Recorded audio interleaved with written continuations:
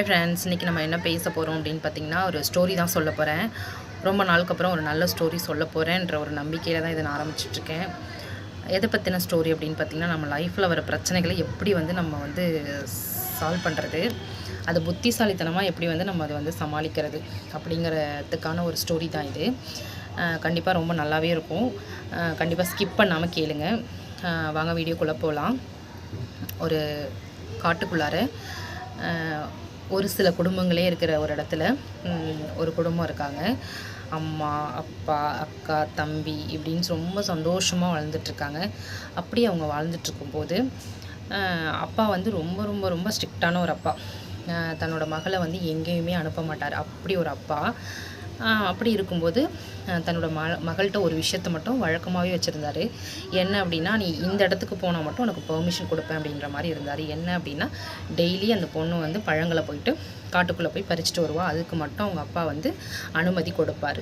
அப்படி அந்த பொண்ணு போயிட்டு டெய்லி போயிட்டு காட்டுக்குள்ளே போய் பழங்களை பறிச்சுட்டு வந்துட்டு பக்கத்தில் இருக்கிற கொஞ்சம் ஃபேமிலிக்கு இருக்கிற குழந்தைங்களுக்கு ஷேர் பண்ணுறது, சாமிக்கு படைக்கிறது, இதை வழக்கமாகவே வச்சுட்டு இருந்தான். அப்படி வச்சுட்ருக்கும்போது டெய்லி ரொட்டீனாக போயிட்டு வந்துட்டு இருந்தா. திடீர்னு ஒரு நாள் போயிட்டு இருக்கா. அந்த காட்டுக்குள்ளே போயிட்டு பழங்களை பறிச்சிட்ருக்கா. ஏதோ ஒரு சத்தம் கேட்குது. இவளுக்கு ஒரே ஆச்சரியம். என்ன இவ்வளோ நாள் நம்ம வந்திருக்கோம், இந்த மாதிரி ஒரு சத்தம் கேட்டதே இல்லையே அப்படின்ற ஒரு ஆச்சரியம். திரும்பி பார்க்குறா, எதுவும் இல்லை. அப்புறம் போயிட்டு திரும்ப வரும்பொழுது தன்னை மறைஞ்சு ஒரு நபர் ரொம்ப கவனிச்சுட்டு வராருங்கிறத அவள் உணர்ந்துட்டா. இது மாதிரி மறுநாளும் நடந்தது. சரி, ஓகே அப்படின்னு சொல்லிட்டு இவங்க வீட்டில் ஒரு விஷயம் டெய்லி நடக்கும். என்ன விஷயம் அப்படின்னா, சாப்பிடும்போது அன்னைக்கு என்ன நடக்குதோ அதை ஷேர் பண்ணுவாங்க. அப்பா வெளியில் போயிட்டு வந்தால் அவருக்கு அன்னைக்கு காலையிலேருந்து ஈவினிங் சாப்பிட்ற வரைக்கும், நைட் சாப்பிட்ற வரைக்கும் என்ன விஷயங்கள் நடந்ததோ அதை அப்பா சொல்கிறாரு. அம்மா அந்த மாதிரி வீட்டில் என்ன நடந்த விஷயங்களோ அதை அம்மா ஷேர் பண்ணுறாங்க. தம்பி அந்த மாதிரி விளையாடுனது, அந்த மாதிரி விஷயங்களை ஷேர் பண்ணிவிட்டு எல்லோரும் உட்காந்துருக்கும்போது அவள் பொண்ணு மட்டும் என்ன பண்ணுறா, அப்பா கிட்ட அப்பா, நான் இன்றைக்கி பூ பறிக்க போனேன், எப்பவும் போல் என்ன ஒரு நபர் ரொம்ப தொடர்ந்து வந்தார் அப்படின்னு சொல்லிட்டு அப்பா கிட்ட ஷேர் பண்ணுறா. அப்படியே அப்பா கிட்ட ஷேர் பண்ணும்போது அப்பா சொல்கிறாரு, யார் அந்த நபருமா, எப்படி வந்தாங்க அப்படின்னு விவரமாக கேட்குறாரு. அப்போ அந்த பெண்ணும் சொல்கிறா. அந்த பெண் பேர் கண்மணி. அவங்களும் சொல்கிறாங்க. சொன்னதுக்கப்புறம் அப்பாவுக்கு ஒரே மனசு கஷ்டம். என்னடா நம்ம பொண்ணை ரொம்ப கவனமாக வளர்த்தாலும் யாரோ ஒருத்தர் பின்தொடர்றாங்க, அதுவும் இங்கே யார் தொடர்றா அப்படின்ற மாதிரி ரொம்ப ஒரு வருத்தமாகவே நைட்டெல்லாம் அவருக்கு உறக்கமே இல்லை. மறுநாள் காலையில் எந்திரிக்கிறாங்க. எந்திரிச்சு அந்த பொண்ணு கண்மணி பழம் பறிக்கிறதுக்காக போகிறாங்க. காட்டுக்குள்ளே போகும்போது அப்பாவும் பின்னாலே பொண்ணுக்கு தெரியாமல் போகிறாங்க. அப்படி போகும்போது அந்த நபர் அவள் மகளை கண்மணியை ஃபாலோ பண்ணுறத அவங்க பார்த்துட்டாரு. பார்த்ததுக்கப்புறம் இவருக்கு ஒன்றும் புரியல. ஆமாம், மகள் சொன்னது சரிதான் அப்படின்னு சொல்லிட்டு இவருக்கு ஒன்றும் புரியாமல் உடனே கண்மணி வீட்டுக்கு வர வரைக்கும் வெயிட் பண்ணார். கரெக்டாக ஒரு வீட்டில் இது பண்ணிவிட்டு அதுக்கப்புறம் அந்த நபர் யாருன்னு நம்ம கண்டுபிடிக்கணும் அப்படின்னு ஒரு முயற்சி எடுக்கிறாரு. கண்டுபிடிக்கிறாரு அந்த நபர் யார், அவர் எப்படி எங்கேருந்து வந்தார் என்ன அப்படின்னு சொல்லிட்டு கண்டுபிடிக்கும்போது அவர் ரொம்ப கொடூரமான ஒரு நபர். என்னென்னா, மாமிசத்துக்கு பதிலாக மனுஷனை அடித்து அதை சுட்டு சாப்பிட்ற ஒரு மனுஷன். அது மாதிரி வருஷத்தில் ஒரு நபரை அவர் சுட்டு சாப்பிடுவாராம். அதுக்கு கண்மணியை தேர்வு பண்ணியிருக்காரு இந்த வருஷத்தில்.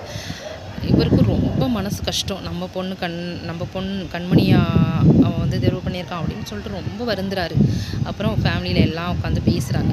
இந்த மாதிரி மனுஷன் அவர், நம்மளோட பொண்ணை நம்ம பத்திரமா பார்த்துக்கணும். ஸோ நம்ம நல்ல இடத்துக்கு, பத்திரமான இடத்துக்கு நம்ம பொண்ணை கொண்டு போய் வைக்கணும் அப்படின்ற மாதிரி யோசிக்கிறாங்க. அப்படி யோசிக்கும்போது அவங்களுக்கு ஒரு சின்ன குகை வீடு மாதிரி ஒரு வீடு இருக்குது. அந்த வீட்டுக்குள்ளே வச்சிடலாம் அப்படின்னு சொல்லிட்டு அப்பா சொல்கிறாரு. ஆனால் அந்த சிறுவன் இருக்கான, அவன் ரொம்ப புத்திசாலி. அவன் யோசிக்கிறான், இது சரியான முடிவு இல்லைப்பா அப்படின்னு சொல்லிட்டு அப்பா கிட்ட சொல்கிறான். அக்காவை மறைச்சி வைக்கிறது சரியான முடிவு கிடையாதுப்பா.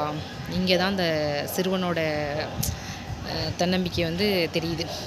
ஓகே அப்படின்னு சொல்லிட்டு அவங்க அப்பாவுக்கு வேறு என்னப்பா பண்ண முடியும், பொண்ணை நம்ம அங்கே தானே வைக்க முடியும் அப்படின்னு சொல்லிட்டு அப்பா என்ன பண்ணுறாரு, மகள்கிட்ட சொல்கிறாரு. மகள் உடனே அந்த குகைக்குள்ளே போகிற. அந்த குகையில் வைக்கிறது எப்படின்னா, கண்மணி மட்டும்தான், அதாவது அந்த அந்த அறையில் உள்ளார யார் இருக்காங்களோ அவங்க தான் அந்த அறையை திறக்க முடியும். வெளியில் யாரும் திறக்க முடியாது.